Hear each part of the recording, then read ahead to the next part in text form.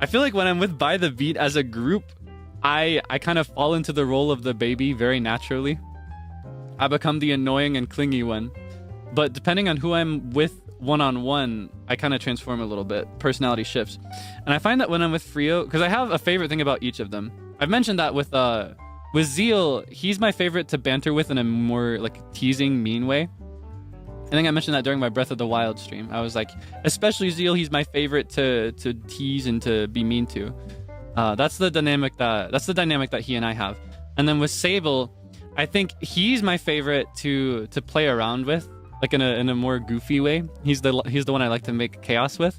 And he's also the one that I like to just chill quietly with the most, I find. I think we spend a very substantial amount of time just sitting in relative quiet, just doing our own thing. And then with Rio, I think he's my favorite to work out problems with. Of course, I love to hang out with him casually like the other two, of course, you know? We spend a lot of time just laughing and chilling, but with Rio, he's the one that I'm going to go to first if there's a problem or like anything I need to work out that I don't understand. He's a very reassuring presence for me. I remember when we were setting up the Uno collab, if you remember that, when we played Uno our second week post-debut.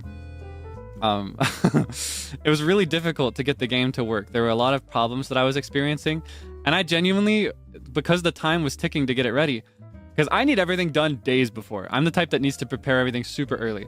And we were doing it just an hour before.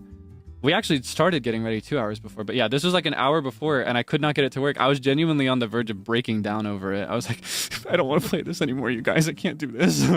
Like, I was being super dramatic. And he says the same thing every time. It's so sweet. He says, don't worry, Kaelix, I'm here. It's going to be okay.